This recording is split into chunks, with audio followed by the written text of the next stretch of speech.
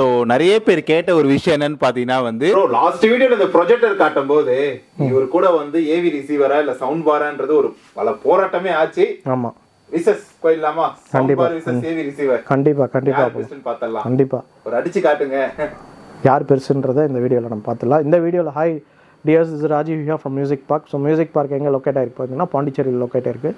So நம்ம வந்து பாண்டிச்சேரியிலேருந்து தான் உங்களுக்கு எல்லாமே சப்ளை பண்ண போகிறோம். ஸோ உங்களுக்கு ஏதாவது வேணும்னா இந்த நம்பர் ஒன்று கீழே கொடுத்துருப்பாங்க சித்து. ஸோ அந்த நம்பரை எனக்கு காண்டாக்ட் பண்ணுங்கள். ஓகே, உங்களுக்கு நம்ம என்ன மாதிரி ப்ராடக்ட்ஸு எலக்ட்ரானிக் சம்மந்தப்பட்ட என்ன ப்ராடக்ட் வேணாலும் பண்ணுறோம். நம்ம கிட்ட என்னெல்லாம் ப்ராடக்ட்ஸ் நம்ம பண்ணுறோம்னா mobile, home theatres, TV, projectors, musical இன்ஸ்ட்ருமெண்ட்ஸில் கீபோர்ட்ஸ் பண்ணுறோம், கிட்டார்ஸ் பண்ணுறோம், அப்புறம் வந்து ப்ரொஜெக்டர் ஸ்க்ரீன்ஸ் பண்ணுறோம். இதெல்லாமே வந்து நம்மளால் இங்கேருந்து உங்களுக்கு எந்த ஊரில் இருந்தாலும் நம்மளால் டெலிவரி பண்ணி உங்களை ஆக்சஸ் பண்ண முடியும். ஓகே, ஸோ இதில் வந்து நம்ம இப்போ வந்து இந்த வீடியோவில் பார்க்க போகிறது வந்து நம்ம சவுண்ட் பார் வர்சஸ் ஒரு ஏவி ரிசீவர். கண்டிப்பாக. ஸோ யாருக்கு சவுண்ட் பார் பெட்டராக இருக்கும், யார் ஏவி ரிசீவர் கரெக்டாக இருக்குன்றது தான் இந்த வீடியோவில் நம்ம பார்க்க போகிறோம். கண்டிப்பாக. இப்போ எனக்கு ஒரு லைவ் டெமோவே காட்டிடுங்க. ஏன்னா நீங்கள் ஒரு டெமோ ரூமுக்குள்ளே தான் இருக்கிறீங்க. ஆமாம். இது யாருக்கு என்ன பெஸ்ட்டாக இருக்குன்றது நீங்களே சொல்லுங்கள். ஓகே, கண்டிப்பாக நம்ம இந்த வீடியோ போகிறதுக்கு முன்னாடி ஒரு சின்ன அவேர்னஸ் வீடியோ எப்பயுமே நம்ம பண்ணுவோம். ஸோ இந்த வீடியோவில் நம்ம ஒரு அவேர்னஸ் வீடியோ பண்ணிடுவோம். நார்மலாக இப்போ வந்து ரீசெண்டாக வந்து நிறைய கஸ்டமர்ஸ் என்கிட்ட கம்ப்ளைண்ட் பண்ணுறது பார்த்தீங்கன்னா, சார் நான் அஃபோர்டபுளாக பார்க்குறேன் சார், நான் கம்மியாக பார்க்குறேன் சார். நிறைய பேர் செகண்ட்ஸ்க்கு நான் போய் வாங்குறேன்னா தாராளமாக வாங்கலாம், தப்பே கிடையாது. செகண்ட்ஸ் மார்க்கெட்டுன்றது ஒரு பெரிய மார்க்கெட். அது நீங்கள் எவ்வளோக்கு எவ்வளோ ரிலையபிள்ன்றதை உங்களுக்கு புரிஞ்சுக்கணும். இப்போ வந்து நம்ம கொடுக்குறது எல்லாமே புதுசு தான், நம்ம செகண்ட்ஸ் ப்ராடக்டே விற்கிறது இல்லை. ஓகே, ஸோ புதுசை மட்டும்தான் நம்ம உங்களுக்கு சேல் பண்ணுறோம். செகண்ட்ஸ் வந்து யாராவது கடையில் வந்து கொடுக்கும் போதே நீங்கள் இருந்தீங்கன்னா அப்போ கிடைக்கும். இல்லைனா நாங்கள் அதை வந்து அந்த பார்ட்டிஸ் வருவாங்க, செகண்ட்ஸ் வாங்குகிற பார்ட்டிஸ் வந்து வாங்கிட்டு போயிடுவாங்க. ஓகே, ஸோ நம்ம அதை ப்ரமோட் பண்ணுறதில்ல. பட் இருந்தாலும் நான் என்ன சொல்லுவேன்னா, ஒரு ப்ராடக்டோட நாலேஜே இல்லாமல், அதாவது இப்போ ஒரு சவுண்ட் பார்னு எடுத்துக்கிட்டிங்கன்னா ஒரு பிராண்டு ஆன் பண்ணால் சவுண்ட் வருதுன்றது உங்களுக்கு தெரியுது. ஓகே, ரிசீவர் பொறுத்த வரைக்கும் நிறைய காம்பனன்ட்ஸ் இருக்குனால அது என்ன கண்டிஷனில் இருக்குன்றதை உங்களால் ஆக்சஸ் பண்ண முடியாது. முதல்ல என்ன காம்பனன்ட்ஸ் இருக்குன்னே உங்களுக்கு தெரியாது. ஸோ அப்போ தெரியாத மாதிரி இருக்கும் போதே நீங்கள் வந்து ஒரு ப்ராடக்ட்டை என்ன நாலேஜில் வாங்குறீங்க. ஒரு எக்ஸ்பீரியன்ஸ்க்கு நான் ஒரு கஸ்டமர் வந்து என்கிட்ட வந்து என்ன பண்ணார், சென்னையில் வந்து ஒரு செகண்ட்ஸ் ப்ராடக்ட் போய் வாங்கி ஒரு 15,000 இன்வெஸ்ட் பண்ணி அந்த ப்ராடக்ட் எடுத்துகிட்டு வந்துட்டார். ஆனால் ப்ராப்ளம் அது வந்தோடனே ப்ராப்ளம் ஆகிடுச்சு. அதுக்கப்புறம் அந்த ப்ராடக்ட்டை வந்து எடுத்துகிட்டு போய் ப்ராப்ளம் ஆனோடனே என்னை காண்டாக்ட் பண்ணி என்ன ஹெல்ப் பண்ண முடியுமான்னு கேட்டார். நான் வாங்க பார்க்கலான்னு சொன்னேன். அவர் வந்தார். வந்துட்டு இந்த மாதிரி வந்து ப்ராடக்ட் வந்து நம்ம இது சர்வீஸ் நம்ம பார்த்தோம் என்ன பண்ண முடியும். அது ஏற்கனவே ரொம்ப கண்டமாக இருந்தனால நம்ம வந்து என்ன சொல்லிட்டோம், சார் இது ரொம்ப ஒஸ்ட்டு கேஸாக இருக்குது, எங்களால் இதை ஒன்றுமே பண்ண முடியாது, அதனால் இதை நீங்கள் தயவு செஞ்சு அப்படியே வச்சுட்டு வேறு ப்ராடக்ட் வாங்கிங்க. இதில் நம்ம கையை வச்சோன்னா எல்லாருக்குமே செலவு, உங்களுக்கு இல்லாமல் எங்களுக்கு டபுள் மடங்கு செலவு வரும்னு சொல்லிட்டு அதை நாங்கள் அதை அப்படியே விட்டுட்டோம். ஸோ என்ன சொல்ல வரேன்னா, இந்த வீடியோவில் அஃபோர்டபுளாக இருக்குது, இங்கே வாங்குறேன் அங்கே வாங்குறேன்னு போகாதீங்க. அதுக்கு 1 இயர் வாரண்டியோட வாங்கிங்க, அது உங்களுக்கு சேஃப். இல்லை உங்களுக்கு அதை பற்றி தெரியும், எனக்கு என்னென்ன காம்பனன்ட்ஸ் இருக்குது, அது எப்படி நல்லா ஒர்க் ஆகுதா, உங்களுக்கு விஷயம் தெரிஞ்சால் தாராளமாக வாங்கிங்க, பிரச்சனை இல்லை. தெரியாதவங்களுக்கு தான் இந்த அவேர்னஸ் வீடியோ. தெரியாதவங்க கரெக்டான ஆள்கிட்ட ப்ராடக்டை கேட்டு அது நல்லா இருக்கா, நல்லா ஒர்க் ஆகுதா,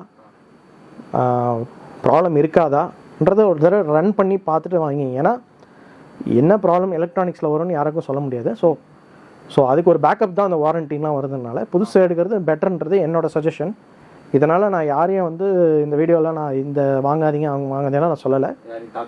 ஆமாம், நான் யாரையும் தாக்கலை. நான் சொல்ல வர்றது என்னென்னா, எனக்கு நிறைய பேர் வந்து கேட்குறாங்க. ஸோ அவங்களுக்கு நான் ஒரு அவேர்னஸ் கொடுக்குறேன். ஓகே, இதனால் வந்து நீங்கள் வந்து வாரண்டியோடு இருக்கும் போதே ஒரு பெட்டரான ஆப்ஷன்றதை நான் உங்களுக்கு இதில் சொல்கிறேன். ஓகே, ஸோ வீடியோக்குள்ளே நம்ம போகிறோம். இப்போ வந்து ஃபர்ஸ்ட் ஏவி ரிசீவர் பத்தி பார்த்தலாம். கண்டிப்பா இங்க தான் இவன் அதிகமா இருக்கறான். ஏவி ரிசீவர் தான் இங்க கொஞ்சம் அதிகமா இருக்கறாப்ல. ஆமா, ஏவி பத்தி சொல்லுங்க. சோ ஏவி ரிசீவர் பாத்தீங்கன்னா வந்து நிறைய காம்போனன்ட்ஸ் உள்ள ஒரு ப்ராடக்ட் அது.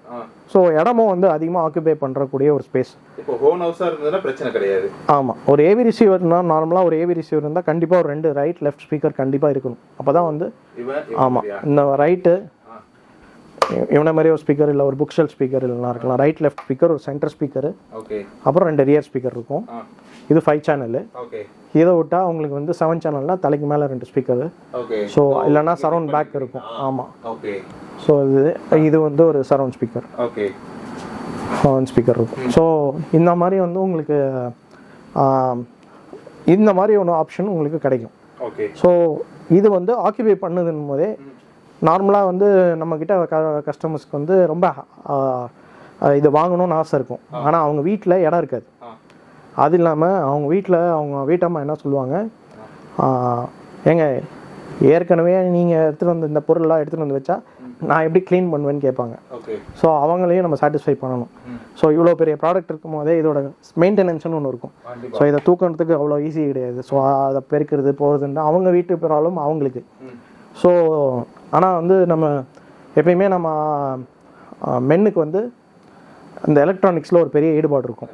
விமனுக்கு லேடிஸ்க்கு பார்த்திங்கன்னா ஜென்ஸுக்கும் லேடிஸ்க்கும் அதான் வித்தியாசம். லேடிஸ் வந்து நகை வாங்கி போட்டுப்பாங்க. நம்ம ஆனால் விமன் லேடிஸு நம்ம ஜென்ஸ் வந்து என்ன பண்ணுவாங்க பார்த்தீங்கன்னா வந்து நிறையா வந்து எலக்ட்ரானிக்ஸில் இன்வெஸ்ட் பண்ணுவாங்க. ஏன்னா நம்மளோட அந்த வே ஆஃப் லிசனிங் எக்ஸ்பீரியன்ஸ் இதெல்லாம் நமக்கு வந்து எப்பயுமே ஒரு பெட்டராக இருக்கும். இப்போ நிறைய விமனும் அதை வந்து பார்க்க ஆரம்பிச்சிட்டாங்க. ஸோ நிறைய பேர் இதுக்கும் வந்து ஆசைப்பட்டு பார்க்குறாங்க, என்ஜாய் பண்ணுறாங்க. நான் வந்து யாரையும் குறை சொல்லலை இந்த வீடியோவில். நம்ம சொல்ல வர்றது என்னென்னா அவங்களையும் சாட்டிஸ்ஃபை பண்ணுறது தான் சவுண்ட் பார். ஸோ ஒரு காம்பேக்டாக இருக்குன்றது தான். ஸோ ஏவி ரிசீவர் இடத்த ரொம்ப ஆக்கிபை பண்ணும். கண்டிப்பாக இவ்வளோ பெருசு பாருங்கள், பெருசாக இருக்குல்ல. ஸோ அதுக்கு ஒரு இடம் வேணும். சவுண்ட் பார் இது ஸ்டாண்ட் ஃப்ரண்ட்டில் ஸ்பீக்கர்ஸ் வைக்கிறதுக்கு இடம் வேணும், ரியர் ஸ்பீக்கர் வேணும், ஒயரிங் பண்ணணும். ஸோ இவ்வளோவும் வேணுமானா கண்டிப்பாக நீங்கள் அதான் வாங்கணும். ஏன்னா அதில் வர சவுண்ட் பாரில் வராது. நான் வந்து அடிக்கடி வீடு மாறுறேன், என்னால் வந்து இந்த வீட்டில் வந்து இந்த ஒயரிங்லாம் பண்ண முடியாது அப்படி இருக்கவங்க, இல்லை நான் வந்து எனக்கு காம்பேக்டாக தான் வேணும், எனக்கு ஈஸியாக வேணுங்க. நம்ம சில பேர் எப்படின்னா வந்து எக்ஸ்ப்ளோர் பண்ணணுன்னு பார்ப்பாங்க, நிறைய கேட்கணுன்னு பார்ப்பாங்க, டீட்டெயிலிங் கேட்பாங்க. ஸோ அவங்களுக்கெல்லாம் சவுண்ட் பார் நான் சஜஸ்ட் பண்ண மாட்டேன். டீட்டெயிலிங் வேணும், மியூசிக்கில் நல்லா டெப்த்தாக சவுண்ட் வரணும். நான் வந்து ரொம்ப ரசித்து பார்ப்பேன் படத்தை, பாட்டு கேட்குறத ரசித்து பார்ப்பேன். அவங்களுக்கு கண்டிப்பாக ஒரு ஏவி ரிசீவர் இல்லை ஸ்டீரியோ ஆம்ப்ளிஃபையர் ரொம்ப முக்கியம். இல்லை நான் ஜஸ்ட் லைக் தட் படம் பார்ப்பேன், கொஞ்சம் சவுண்டு கேட்டால் போதும், நல்ல ஒரு ஹோம் தியேட்டர் எக்ஸ்பீரியன்ஸ் இருந்தால் போதும்னா அவங்களுக்கு sound bar. So sound bar வந்து உங்களுக்கு ரொம்ப இடம்லாம் ஆக்கிபை பண்ணாது. ஒரு சவுண்ட் பார்னு பார்த்தீங்கன்னா இதில் 3 ஸ்பீக்கர் இருக்கும் உள்ள, லெஃப்ட் ரைட்டு சென்டர். இது ரொம்ப சின்ன காம்பேக்ட்னால இது இதோட கொஞ்சம் இன்னும் பெருசாக இருக்கும் மிச்ச சவுண்ட் பார்ஸ். ஸோ டிவி கீழே நீங்கள் அழகாக இதை வச்சுக்கலாம். ஸோ இது வைக்கிறதுனால உங்களுக்கு வந்து இதில் ஒரு பெரிய பின்னாடி ஆப்ஷன்ஸ்லாம் இருக்காது, ஏஆர்சி மட்டும்தான் இருக்கும். ஸோ கண்டிப்பாக ஒரு டிவி வந்து இதுக்கு கண்டிப்பாக தேவைப்படும். ப்ரொஜெக்டர் கனெக்ட் பண்ண முடியாது. நிறைய சவுண்ட் பார்ஸில் நம்மளால் ப்ரொஜெக்டர்ஸ் கனெக்ட் பண்ண முடியாது. ஆனால் வந்து சில சவுண்ட் பார்ஸில் மட்டும்தான் ப்ரொஜெக்டர் கனெக்ட் பண்ண முடியும். ஆனால் ஏவி ரிசீவரில் பார்த்தீங்கன்னா கண்டிப்பாக நான் ப்ரொஜெக்டர் கனெக்ட் பண்ணலாம், டிவியும் கனெக்ட் பண்ணிக்கலாம். சில ஏவி ரிசீவர்ஸில் 2 அவுட் இருக்கும். அதே மாதிரி 4 இன்புட் இல்லை 7 இன்புட் வரைக்கும் போகும். ஸோ 7 இன்புட்டில் அட் அ டைம் நீங்கள் நிறைய கனெக்ஷன்ஸ் பண்ணிக்கலாம். சவுண்ட் பாக்ஸில் அந்த மாதிரி கனெக்ஷன்ஸ்லாம் பண்ண முடியாது. ஸோ டிவியே தான் டிபெண்டாக இருக்கும். ஓகே. ஸோ இப்போ எனக்கு ஒரு டவுட், இது சொல்லும் போது தான் டவுட் வருது. ஆக்சுவலாக ஏவி ரிசீவர்ன்றது ப்ரொஜெக்டருக்கு மட்டும் தான் யூஸ் ஆகுமா, இல்லை வந்து நம்ம டிவி கூட நார்மலாக கனெக்ட் பண்ணிக்கலாமா? டிவிலையும் கனெக்ட் பண்ணிக்கலாம், ப்ரொஜெக்டர்லையும் கனெக்ட் பண்ணிக்கலாம். ஓகே. டிவியில் வந்து உங்களுக்கு பார்த்தீங்கன்னா ஏஆர்சின்னு ஒரு ஆப்ஷன் இருக்குல்ல, அதில் நீங்கள் கனெக்ட் பண்ணிட்டீங்கன்னா ஆடியோ ரிட்டர்ன் எடுத்துரும். ஓகே. ஸோ டிவியே வந்து உங்களுக்கு வந்து ஆண்ட்ராய்ட் டிவியோட வருது, கூகுள் டிவி, அப்புறம் வந்து வெப் ஓஎஸ் இருக்குது, டைசன் ஓஎஸ் சாம்சங் தராங்க. ஸோ இந்த மாதிரி பல ஓஎஸ் இருக்கிற எல்லாமே ஆப்பிள் டிவி. இப்போ இதெல்லாம் இல்லாமல் நான் பழைய டிவி வச்சுருக்கேன், ஃபயர் டிவி வச்சே நான் யூஸ் பண்ணிக்கல, ஆப்பிள் டிவி இல்லை ஆண்ட்ராய்ட் பாக்ஸ் வச்சுருக்கீங்கன்னா கூட அவங்களுக்குலாம் ஏவி ரிசீவர் நல்ல ஆப்ஷன். ஓகே. ஏன்னா வந்து ஒரு ஆப்பிள் டிவி, இதுதான் ஒரு ஆப்பிள் டிவி. ஓ, அது ஆப்பிள் டிவியா? ஆமாம், இது ஆப்பிள் டிவிங்கும் போது என்னன்னா, இந்த ஆப்பிள் டிவி நீங்கள் இதை வாங்கிட்டு அது தெரியுது ஆப்பிள். ஓகே. ஆப்பிள் டிவி வாங்கிட்டு நீங்கள் வந்து இன்புட்டில் வந்து ப்ரொஜெக்ட் ரிசீவரில் ஒரு இன்புட் கொடுத்துடலாம், இன்ல கொடுத்துடலாம், அவுட் எடுத்து டிவியில் கொடுத்துட்டிங்கன்னா ஆப்பிளோட ஓஎஸ் வந்து உங்கள் டிவியில் வந்துடும். ஓகே. ஸோ ஃபாஸ்ட்டாக இருக்கும். உங்கள் டிவி ஆண்ட்ராய்டோட உங்களுக்கு ஃபாஸ்ட்டாக இருக்கும். எனக்கு உங்ககிட்ட தனியாக ஒரு சப்வூஃபருக்கு மட்டும் ஒரு வீடியோ வேணும் ப்ரோ. சப்வூஃபர்ஸில் நிறையா வீடியோ இருக்குது, கண்டிப்பாக நிறைய ப்ராடக்ட் இருக்குது, அதை பற்றி டீட்டெயிலாக பார்க்கலாம்.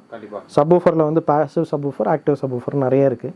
ஸோ யாருக்கு என்ன சப்வூஃபர் சூஸ் ஆகணும். அப்புறம் நிறைய பேர் வந்து இந்த வீடியோ கேட்டுகிட்டே இருக்காங்க, என்கிட்ட வந்து சோனியில் வந்து டிவிடி பிளேயர் இருந்துச்சுங்க, அது வீணாக போயிடுச்சு, ப்ளூரே பிளேயர் வச்சுருந்தா வீணாக போயிடுச்சு, அந்த ஸ்பீக்கர் யூஸ் பண்ணலாமா?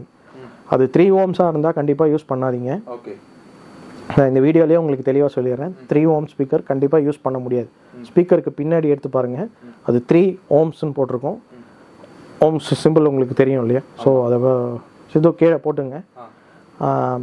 அதுக்கு பின்னாடி பார்த்தீங்கன்னா வந்து உங்களுக்கு 6 ohms 8 ohmsன்னு இருந்துச்சுன்னா இல்லை 4ன்னு இருந்தால் கூட இந்த ரிசீவரில் யூஸ் பண்ணிக்கலாம். ஓகே. So 6 and 8 suggested. அது மாதிரி பாசிவ் சப்வூஃபர்ஸை நம்ம கண்டிப்பாக ரிசீவரில் யூஸ் பண்ண முடியாது, ஆக்டிவ் சப்வூஃபர்ஸ் தான் யூஸ் பண்ண முடியும். ஸோ நீங்கள் வந்து அதை பார்த்து கரெக்டாக யூஸ் பண்ணிங்க. சரி, ஓகே ப்ரோ. ஸோ இது ஒரு சின்ன ஹிண்ட்டு உங்களுக்கு கொடுக்குறேன்.